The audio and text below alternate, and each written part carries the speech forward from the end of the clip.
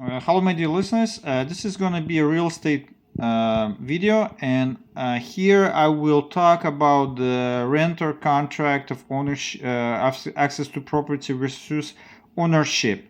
Because recently I was talking to a friend, and I was recommending him not to buy a house, but to rent a house instead of the buying a house in the area where I live, which is Canada and Gatineau. Okay, so and I'm going to use the real example here.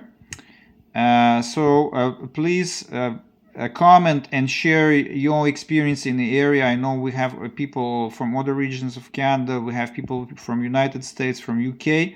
So we can all learn on this platform. Not all the numbers that I use here are 100% true, and you can please challenge some numbers I used. Okay, so and share your opinions.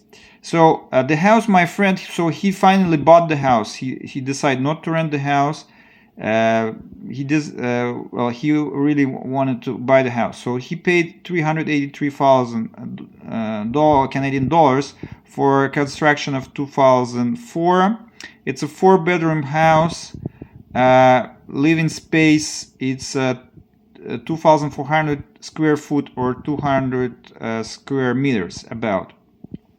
So he bought with the minimum deposit in Canada allowed, which is 5% right now, and 5% of this, it's 19,000.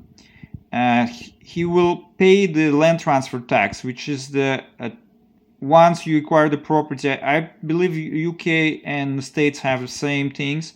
Tax that you have to buy when you buy property first year on top of the municipal taxes. So you pay it once on top of the municipal tax. So it's a $4,800 for the house of this value in the municipality where I live. Notary, and I put the additional equipment to do the maintenance on the house. Okay, so I didn't put the moving because if he will be renting the house, the moving cost will be the same. So there is I'm just putting the difference between renting versus ownership, access to the property. So there is two ways. So there, compared to renting, he will have to pay upfront $26,950. Now this low deposits now has to be insured. Okay, so this is a government requirement, and this is a mandatory. So they has to pay insurance, which is the 3% of the amount borrowed. So this minus his deposit plus 3%, and this is actually, well, it's not going out of your pocket up front, but is added to the mortgage. So it's kind of you paying, and it's amortized into the mortgage. So the total amount borrowed because of this insurance, it's 375,000. I use the mortgage calculator online. The interest rate is 2.6% over 5 years. It's a fixed rate over 5 years. Doesn't go up. Pretty low in Canada. Yeah, that's what it is. You can actually share the rates. I will be curious to know the rates where you live in the different countries. Payment, interest, and capital $1,700. Municipal tax about $480 per month. Fire insurance, mandatory fire insurance. If the house burned out, that's the lender requires this. So a total it's $2305. Okay, so this is compared to the rent. And actually, I will have to, there is a number I would like to homeowners comment on that. I put the maintenance 1.5% of this amount. Okay, so this is a subjective number that I use. Accounting number will be 3% probably, depreciations, but I think it's too high. So I use this. So if you see the age of the house, 2,400 square foot, 200 square meters of living space, annual maintenance, there is a backyard too, there is things like that, there is removal of the snow in Canada. So 5,700 per year over 5 years. So now I calculate here the total of the cost of the ownership over 5 years, total that has to go out of the pocket of the family in a 5 years time frame. Actually, the huge amount. I calculate the first years they have to pay $60,000 because of the deposit, because of this. Basically, they have to pay $60,000 so the first year. But over 5 years, they're going to pay $194,000 to live in this house. That's the money that goes out of their pocket. So to be completely fair, I have to compare this to the rent. Okay, so they're going to be, well, yeah, that's this very low rent, and this is the real numbers, because I know two families who live in the same municipality, same value of the house, and they pay, that's the rent they pay. Okay, so this is maybe like a question, rent versus value of the property. If you read some real estate books, that's something you have to encounter when you decide to buy or rent a property anywhere.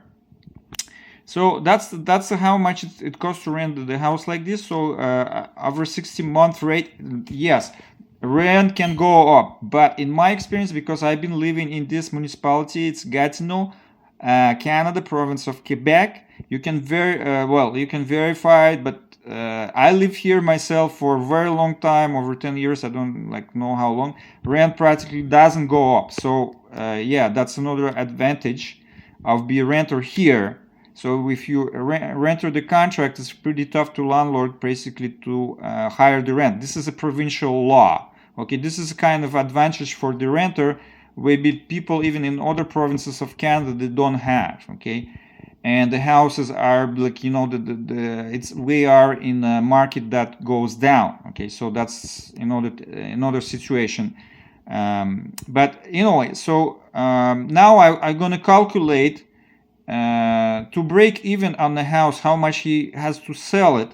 So mortgage balance according to the calculator after 5 years, it's this 318,000. So plus 194,000 that he paid over 5 years.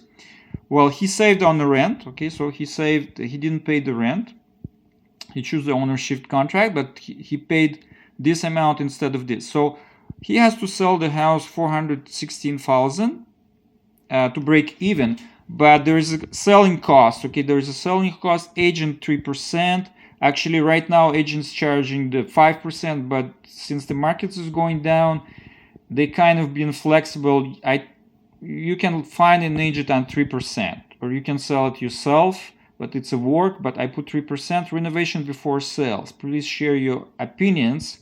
That's my opinion number here on a house again of this size, 204.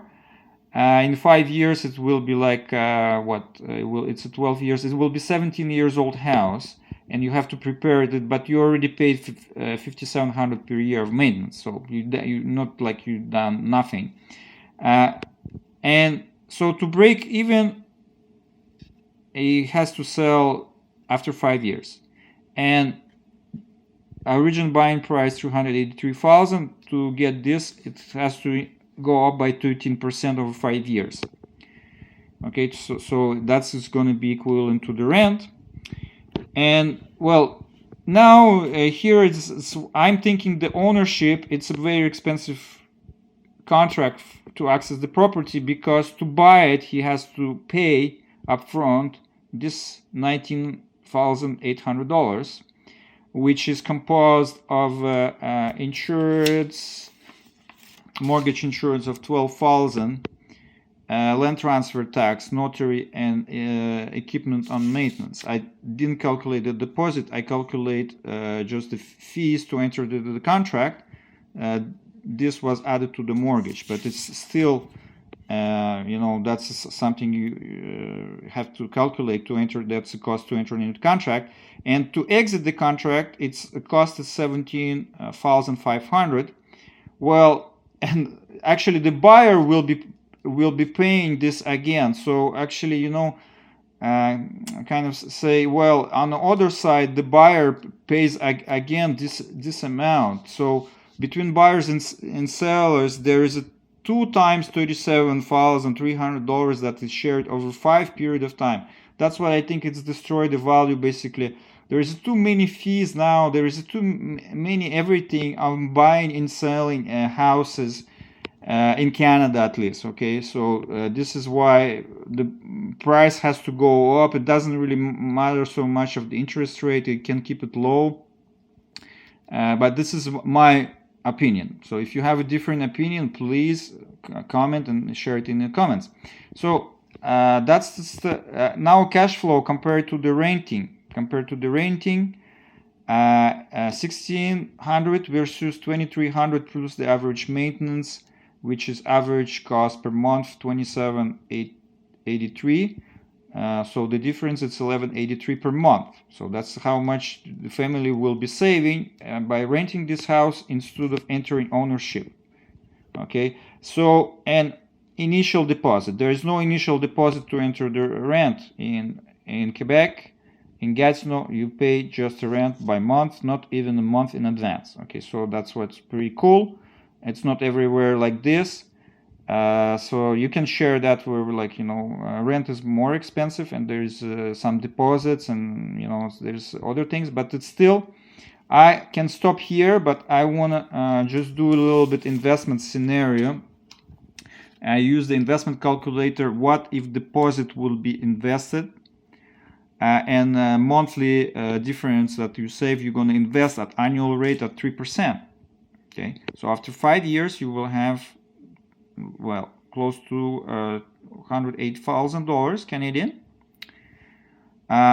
which is, if you start drawing the monthly cash flow, it will be at 3%, it's $266. And if the rate of return will be 5%, you will have this balance. And if you start drawing leave this money in the bank or in a dividend stock or wherever, and you start drawing your dividend payments, you will have this amount monthly coming to you.